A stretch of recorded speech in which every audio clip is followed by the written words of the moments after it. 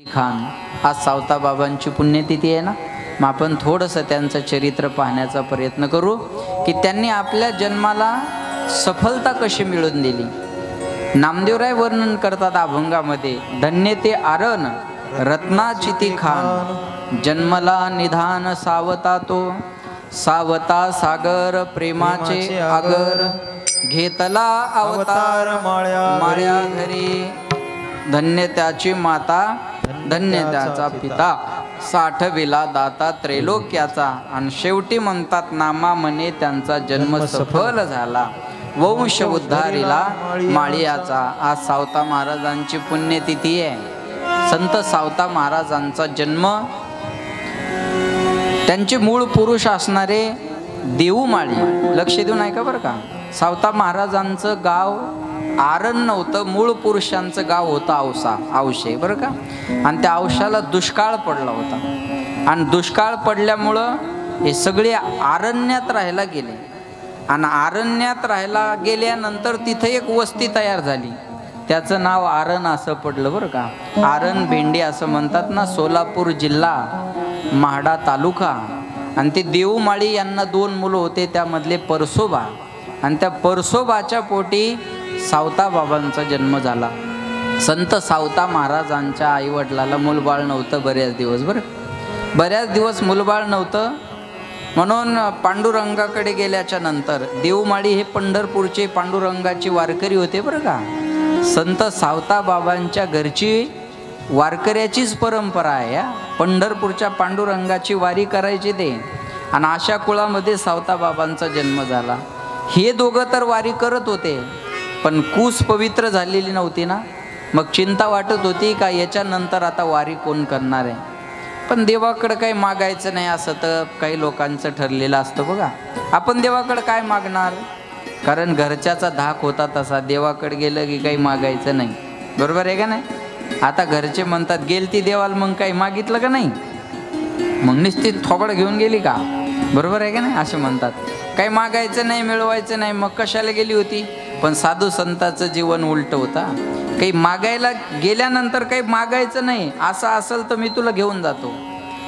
पण सांगितलं सावता बाबांच्या आईनं, अहो मला माझ्यासाठी काही मागायचंच नाही पांडुरंगाला, पण ही पांडुरंगाची वारी अखंड चालू राहिली पाहिजे ना, मग त्याच्यासाठी माझी कूस पवित्र झाली पाहिजे ना. मग देवाला म्हटली, देवा आजपर्यंत तुझी वारी आम्ही खंडित नाही केली, पण आम्हाला चिंता एका गोष्टीची आहे की याच्यानंतर तुझी वारी कोण करणार आमच्या घरामध्ये, तुझं वारी करणारं कोणीतरी असावं. याला म्हणतात परमार्थ करत असताना स्वार्थाची मागणी. स्वार्थ आणि परमार्थ असं असतं ना, स्वार्थ आणि परमार्थ. काही माणसं आहे का नाही, काही माणसं स्वतःचं नाव करत नाहीत पण स्वतःसाठी मागतात आहे का नाही.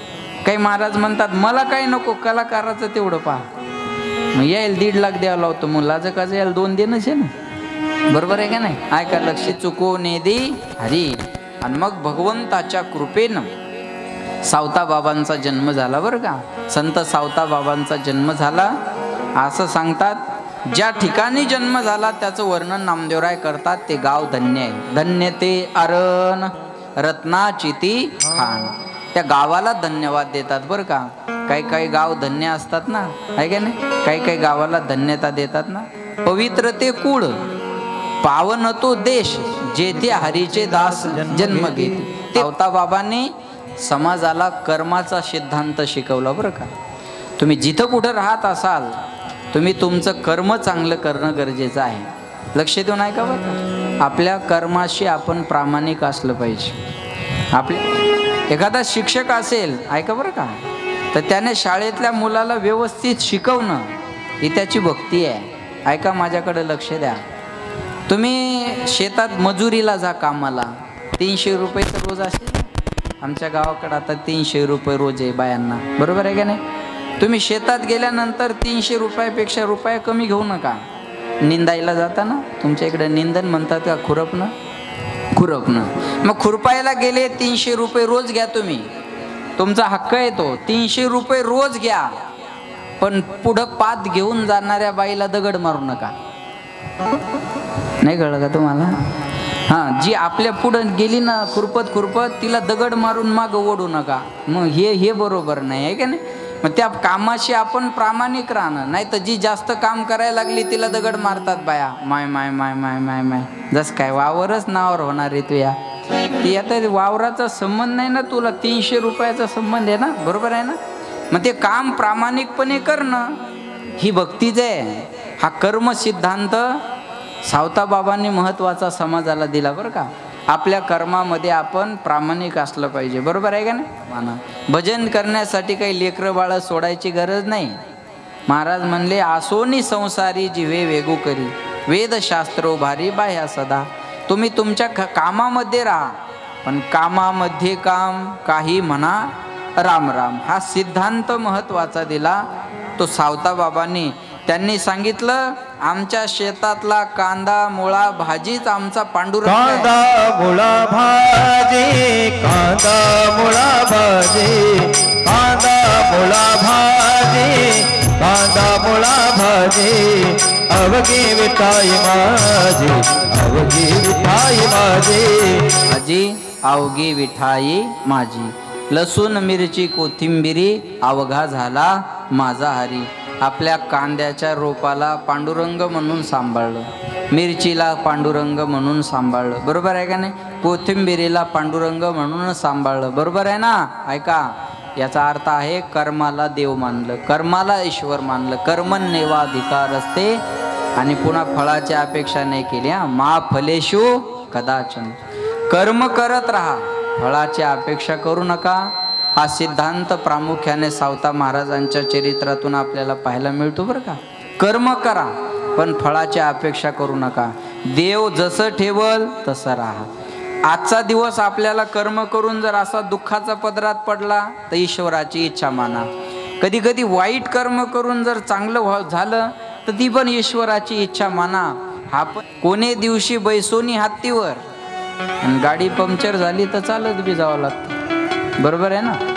30 लाखाची गाडी आता बसायला आहे, पण पंक्चर झाल्यावर किंवा काही खराब झाल्यावर एखाद्या जीपला हात देऊन बी जावं लागेल ना, बरोबर आहे का नाही. मग त्याचं काही दुःख मानायचं का नाही. मग आता गाडीत बसलेलो आहे, मग उद्या आपल्याला दुसरीकडं रिक्षात बसायची वेळ आली तर काय दुःख मानायचं त्याच्यात. काही दुःख मानायचं नाही. लक्षात ठेवा, कर्म जीवनामध्ये प्रामाणिकपणे करा. आज केलेलं कर्म उद्या फळाला येणार आहे. आता मी सांगू तुम्हाला कर्म कसं सुंदर आहे बघा. त्या 6-7 महिन्यापूर्वी त्या शिंदे साहेबांना यष्ट्या फुकट केल्या बघा. 75 वर्षाच्या पुढं महिला पुरुषांना यष्ट्या फुकट, बरोबर आहे ना. काही महिलांनी 60चं वय 75 करून घेतलं, बरोबर आहे. आता ऐका, 60चं वय 75 केलं आणि मागच्या महिन्यात लाडकी बहीण योजना सुरू झाली आणि 60 पर्यंतच हे पैसे मिळणार आहेत. आता पश्चाताप करायला लागल्या. केले कर्म झाले त्याची भोगा हीच म्हणली करून घ्या, नाही तर आता 1500 महिन्याला आले असते, बरोबर आहे ना. 1500 महिन्याला आले असते. मग झालं का नाही कर्माचं जागेवर फळ मिळाल्यासारखं. सांगा झालं का नाही सांगा. ज्यांचं वय 60 आहे त्यांनी 75 केलं. 75 वय काहीला पाहिल्यावर वाटत नाही 75 असतील म्हणून. ते कंडक्टर बी असं रागान पाहत आहे का नाही. त्याला जर म्हणलं फुकट आहे ते असं पाहतं माणसाकडे रागाने.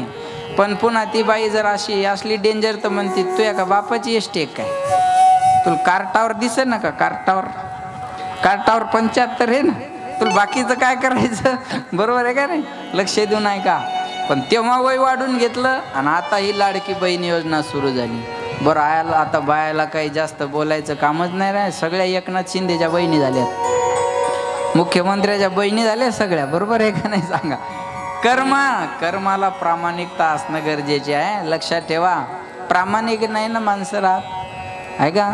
आषाढी पंढरपूरच्या वारीला जाणं चांगलं आहे का वाईट आहे. चांगलं आहे, बरोबर आहे. आषाढी पंढरपूरची वारी करणं चांगलं आहे. पण वय नसताना अर्ध तिकीट काढणं हे चांगलं आहे का. मग आपण त्या कर्माशी प्रामाणिक नाही. हा सिद्धांत दिला सावता बाबाने की आपल्या कर्माला आपण प्राधान्य देणं गरजेचं आहे. प्रामाणिक राहा. सावता बाबांचा विवाह भेंडी ह्या गावचीच असणाऱ्या जनाईशी झाला बरं का. आणि जनाईला सांगत असताना सुद्धा सावता बाबांनी हाच उपदेश केला की आपण शेतकरी आहोत, आपण माळी आहोत. मग आपण काय करायचं असतं, आपली जात माळ्याची असल्यामुळं माळियाची जात शेत लावू बागायत. ऐका, महाराज म्हणले आम्ही बागायती शेती करणं हे आमचं कर्म आणि त्याच्यातच आम्ही भगवंताचं भजन केलं पाहिजे. हा, लक्ष देऊन ऐका बरं का. कामामध्ये काम, काही म्हणा राम राम. भजन करण्यासाठी काही घरदार लेकरं बाळ सोडायची गरज नाही. हा, काय बाया म्हणते महाराज भजन करा सांगता, स्वयंपाक कोण करन, भांडे कोण घासन, धुणं कोण धुईल. बरोबर आहे ना. स्वयंपाक करता तुम्ही, चपात्या तोंडाने लाटता का, हाताने लाटता. तोंडाला काही काम आहे का. भजन म्हणा रामकृष्ण हरी. सावता बाबांच्या जीवनातला जर प्रसंग पाहिला आपण तर त्यांना म्हणतात प्रेमाचा सागर. सावता सागर प्रेमाचे आगर. प्रेममूर्ती नामदेवराय ही उपाधी देतात. हा, प्रेममूर्ती नामदेवराय ही सावता बाबाला उपाधी देतात. काय प्रेम आहे नामदेवरायाचं आणि संप्रदायाचं, काय प्रेम आहे सावता बाबांच्या जीवनातलं. ऐका, लक्ष द्या माझ्याकडे. जेव्हा पांडुरंग, ज्ञानेश्वर महाराज आणि नामदेवराय पंढरपूरवरून लहुळला कुर्मदासाला भेटायला निघाले. कुर्मदासाला भेटायला निघाल्याच्या नंतर आरणगाव रस्त्यामध्ये आहे का ना, मग आरणगावाला भगवंत एक लीला करायचं ठरवतात सावता बाबांसाठी. हा, आणि भगवंत नामदेवरायाला आणि माऊलींना असं म्हणतात की आज आपण एक खेळ खेळूयात. मी लपून बसतो आणि तुम्ही मला शोधून काढायचं. आणि मग पळत पळत जातात आणि सावता बाबांकडे गेल्यानंतर म्हणतात माझ्या पाठीमागं कोणीतरी चोर लागलेले आहेत, मला लपण्यासाठी जागा द्या. म्हणले घासात लपा. म्हणे घासात तर मला लगेच शोधून काढतील. म्हणले मग उसात लपा. म्हणे उसातही मला शोधून काढतील. सावता बाबाला सांगितलं मला अशा ठिकाणी ठेवा की मी सापडलो नाही पाहिजे. सावता महाराजांनी क्षणाचाही विचार न करता आपल्याजवळ विळा होता काम करण्यासाठी. खुरप नाही, हा, खुरपं असतं ते निंदण्यासाठी आणि विळा असतो कापण्यासाठी. विळा होता, तो विळा घेतला आणि सांगतात आपलं पोट फाडलं आणि जगाच्या मालकाला आपल्या पोटामध्ये साठवलं. हे सावता बाबा आहेत. धन्य त्याची माता, धन्य त्याचा पिता, साठविला दाता त्रैलोक्याचा. जगाच्या मालकाला आपल्या पोटामध्ये साठवून ठेवलं. हे सावता बाबांचं जीवन आहे. ऐका लक्ष देऊन. असं हनुमंतरायाने सुद्धा हृदयात देवाला साठवलं. ध्रुव बाळाने सुद्धा हृदयात साठवलं. सावता बाबांनी आपल्या पोटामध्ये भगवंताला, जगाच्या मालकाला साठवलं. नामदेवराय आणि ज्ञानोबाराय आल्याच्या नंतर देवाचा शोध घेतात. देव सापडायला तयार नाही, पण देवाचा थोडा पितांबर बाहेर आलेला होता. कळलं अरे इथं पितांबर देवाचा दिसतोय, इथं लपून बसलास का देवा. मग पितांबर ओढतात आणि भगवंताला बाहेर काढतात. तेव्हा जगाचा मालक नामदेवरायाला आणि ज्ञानोबारायांना सांगतात ही सावता बाबांची ख्याती आहे, ही सावता बाबांची भक्ती आहे. सावता बाबांनी माझ्यासाठी आपल्या स्वतःच्या देहाचा सुद्धा विचार न करता आपल्या पोटामध्ये, आपल्या हृदयामध्ये मला राहण्यासाठी जागा दिली. त्या सावता बाबांची आज पुण्यतिथी आहे. त्या सावता बाबांची आज पुण्यतिथी आहे. लक्ष देऊन ऐका. जगातल्या, लक्ष द्या माझ्याकडे, महाराष्ट्रातल्या सर्व संतांच्या पालख्या पंढरपूरला जातात. महाराष्ट्रातल्या सर्व संतांच्या पालख्या पंढरपूरला जातात. पण सावता बाबांना केलेला एक इतिहास आहे. पंढरपूरच्या पांडुरंगाची पंढरपूरवरून पालखी फक्त आरणगावलाच जाते. हे सावता बाबांच्या भक्तीची ताकद आहे. सावता महाराजांना केलेलं कर्म, त्या निष्काम कर्माचं हे फळ आहे. लक्षात ठेवा. आणि आज चतुर्दशी, आजच्या दिवशी सावता बाबांना भगवंत सांगतात. सावता बाबांनी एकादशीला जाण्याचा निर्णय घेतला होता बरं का, पण सावता बाबांना पांडुरंगानं सांगितलं थांबा थोडे दिवस. मग आजचा तो दिवस आहे. सांगतात सावता बाबांना थोडा ताप आला आणि ताप आल्याच्या नंतर तो ताप वाढला. असा इतिहास जरी असेल तर ते सांगतात असं की सावता महाराजांनी प्राणायाम केला आणि प्राणायाम करून आपल्या शरीराला तापवलं. जसं ज्ञानेश्वर महाराजांनी मांडे भाजत असताना तापवलं होतं ना पाठीला, आणि मग मुक्ताबाईंना मांडे भाजले होते ना पाठीवर मांडे भाजण्यासाठी योग असतो ना, योगाने आपल्याला हे करणं साध्य आहे, शक्य आहे. योगाने आपलं शरीर तापवलं आणि प्राणायामाने शरीर तापून अनंतामध्ये विलीन झाले. तो दिवस आजचा. तर सांगतात त्या जगाच्या मालकाची पालखी आजपर्यंत, तेव्हापासून आजपर्यंत ती परंपरा चालू आहे की सोलापूर जिल्ह्यात माढा तालुक्यात आरणगाव, आरण भेंडी असं म्हणतात, तिथं पंढरपूरच्या पांडुरंगाची पालखी येते. हे सावताबाबांचं जीवन आहे. म्हणून नामदेवराय म्हणतात, नामा म्हणे नामा म्हणे त्यांचा जन्म सफल झाला.